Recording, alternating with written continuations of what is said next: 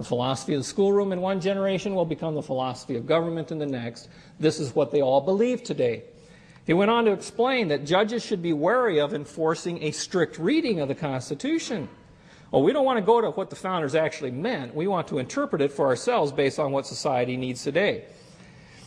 He went on to say those more literalist judges who emphasize language, history, tradition, and precedent cannot justify their practices by claiming that is what the framers wanted. Notice, by the way, it's always framers, no longer founders, because foundation suggests something that doesn't change very easy. You can always remodel your house and build a new frame. The framers did not say specifically what factors judges should emphasize when seeking to interpret the Constitution. Well, unfortunately, Justice Breyer never learned his history.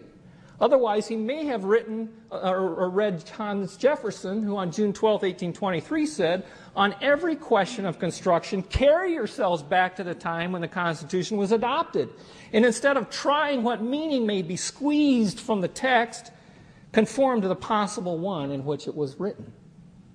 Pretty good advice from a founding father that is so dearly loved by the left. Well, what about the Ten Commandments case in Alabama? Anybody been following that? Let me ask you a question. What law did Chief Justice Moore violate? You know, they always say, oh, he violated the separation of church and state. But you know, that clause starts out by saying, Congress shall make no law. Is Judge Moore Congress? Who's closer to Congress, Judge Moore or the Alabama federal district judge? Which judge of these two violated the 10th Amendment? You know that one that's no longer taught in schools. The powers not delegated to the U.S. are reserved to the states or the people.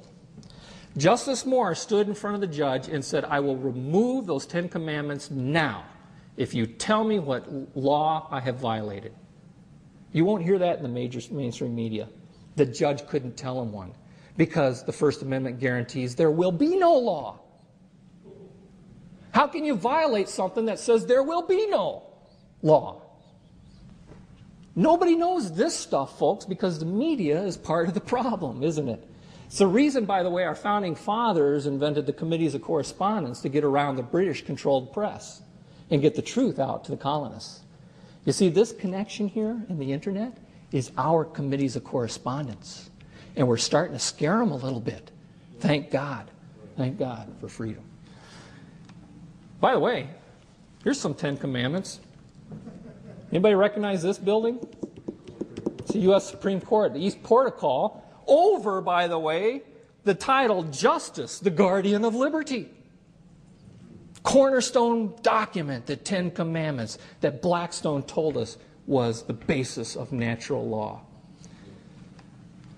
We used to teach this in our schools, by the way. This is a really liberal state book. This is a Massachusetts textbook on government.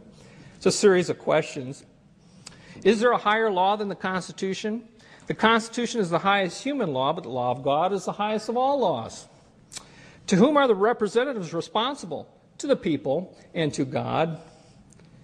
Do laws which restrain a man from doing wrong infringe on his liberty? This is my favorite. They do not, because he has no right to do wrong. Profoundly simple if we taught that there is such a thing as right and wrong. We have replaced that now, folks. You know what with? Read your curriculum. Tolerance and intolerance. That's the new morality. And your children are being indoctrinated to tolerate all ideas as equal. That is the true meaning of the term. Look it up in your dictionary. That definition has gone through a metamorphosis. It no longer means putting up with something which is not acceptable, which is what it usually meant. It now means you must respect and honor the beliefs and behaviors of all. Look it up. It's changed in every dictionary I've looked it up in. If one were free to do right and secure against wrong, what would we have? Perfect liberty. It's what we had for 200 some years. The longest known successful form of government in the history of the world is the United States under its current Constitution. Now we begin to redefine it, but it's still hanging on tight by its fingertips as long as we don't let it slip away from us. Without the Declaration of Principles, the Bill of Rights means whatever. The best way to look at the true meaning of this amendment, Second Amendment, is to look at what the courts have said about it. Oh, really? Generally, the Constitution is considered to be a living document. No, it isn't. It's a bedrock document. Not anymore.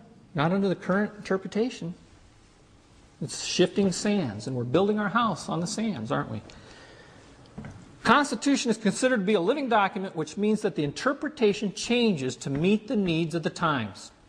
The judges and courts of each generation provide the interpretation of the document. In this case, the courts, the Second Amendment only provides the right of a state to keep an armed National Guard. A blatant, historic lie. Without the Declaration of Principles, the Bill of Rights limit the people rather than Congress. May citizens enjoy rights that are not listed in the Bill of Rights? Keep in mind, they no longer teach the 9th and 10th Amendment. Teacher's answer? No. No. The Bill of Rights is now being interpreted to our children as a document that limits the people. Without the Declaration, government no longer secures our rights, it defines and grants them. Remember now, the national standard said governments often define property rights. Here's a good one for Mary Alice. The new way they're teaching it, zoning is a system of land control that gives governments the power to define and use land in certain areas. We heard how that shifted. Michael Kaufman did a beautiful job of explaining the shift that has taken place. It's been our curriculum this way for 15 years, at least. I've traced it back 15 years. Economic rights allow you to participate freely, which includes the rights to own property, but always subordinate to the government's right to exercise its right to take property for public purposes. This is a direct quote right out of the curriculum your kids are learning from. This is the way it's taught now. If government defines property rights, there is no such thing as private property. There is only police power. And the police power allows the government to restrict the use of property through zoning laws or force an owner to give up his or her land. Folks, it's coming. This is what the future citizens, government leaders are believing today. Governments sometimes use the power of eminent domain to protect the environment, taking land for environmental reasons. Generally falls under controlling pollution or preserving natural areas. I look out before me and I see a fairly nice looking natural area. 5 minutes. This is telling us that the government has the right to take it based on that criteria alone. This is the next step in the progression of what we're fighting today. We may win the battle today, but you can't teach an old dog new tricks. You can teach new dogs new tricks. That's what's happening. We're going to lose our nation even if we win today, if we don't get back education.